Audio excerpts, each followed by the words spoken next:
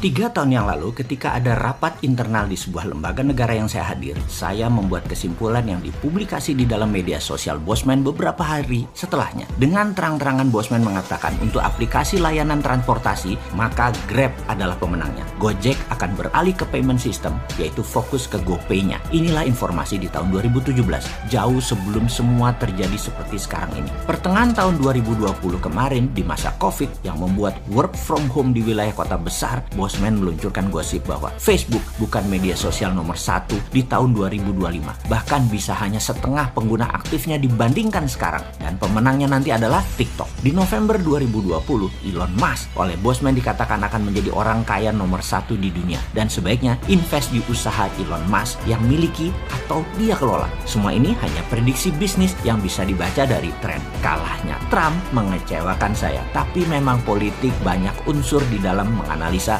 bukan hanya popular vote. Singkat cerita, impian saya mencari sekondan dalam perang melawan komunis Tiongkok dan globalis bersama Trump musnah. Trump selesai. Kita fight sendirian. Nggak apa-apa. Seru malahan. Bosman ini untuk perang dengan komunis Tiongkok dalam economic approach strategi yang dipakai Tiongkok soft powernya sudah sangat siap untuk antisipasinya. Juga untuk lawan globalis. Setelah menang baru nanti sikat Amerika. Tetapi sekarang keoknya Amerika tanpa Trump, yowis. Amerika baru sekarang ini. Kita bahas di lain kesempatan. COVID dikatakan Bosman beritanya akan turun di seluruh dunia karena telah berhasil untuk memukul Trump. COVID telah selesai sebagai political tool. Namun tugas COVID sebagai pandemik masih panjang. COVID adalah musuh biologis dan belum bisa teratasi mungkin hingga 4 tahun ke depan. Kecuali bernegaranya seperti Mongolia mungkin ya, atau beberapa negara yang dipimpin cewek seperti New Zealand, Taiwan. Itu semua bagus sekali mengelola COVID-nya. Sekarang kita balik ke geoekonomi dulu. Kita tinggalkan sebentar geopolitik Amerika yang sudah selesai dengan Biden dilantik. Demokrat menang dan bersiap-siap kita perang shadow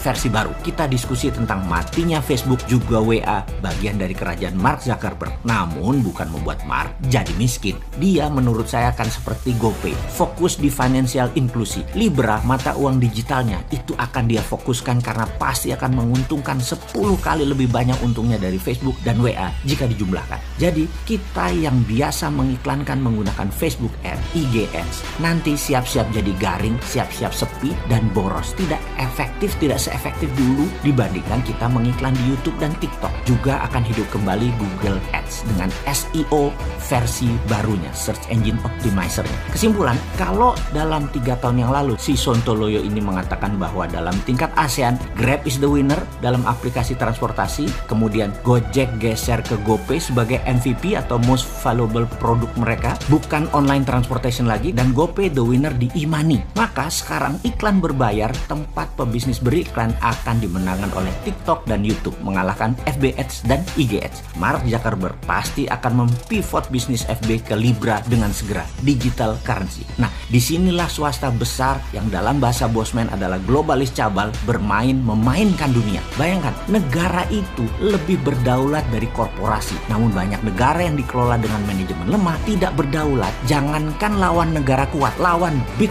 giant corporation aja keok. Google bisa lo kendalikan sebuah negara, FB, IG, WA bisa kendalikan sebuah negara. Banyak negara takluk karena rakyatnya sudah tergantung 99% terhadap giant corporation yang menggurita bagaikan kaki oktopus. Jadi kalau dalam Mardigunation kita akan menyarankan pemerintah swasta terbitkan Libra, terbitkan Bitcoin, apa dasarnya? Kemudian e-renminbi dimainkan di Tiongkok tahun lalu, di dalam negerinya menggantikan renminbi lama yang hanya beredar di dalam negeri berbasis proyek. Seperti saran Sontoloyo jauh-jauh hari, kita segera menerbitkan e-rupiah. E-rupiah ala MMT ya. Kemarin mengambil SWF-nya saran Bosman. Terima kasih, tapi tetap pakai bunga, pakai pinjaman, bukan pakai cara MMT. Nggak apa-apa, nice try, selamat mencoba, silakan, monggo. Sekarang e-rupiah ala MMT, ala e-renminbi, bukan ala Bitcoin, bukan ala Libra. Lakukan segera, lembaganya kan sudah ada, SWF tadi. Beredarnya e-rupiah tadi masuk langsung ke kalangan UKM. Bener deh bos, ekonomi kita ini bisa belangsak di tahun 2021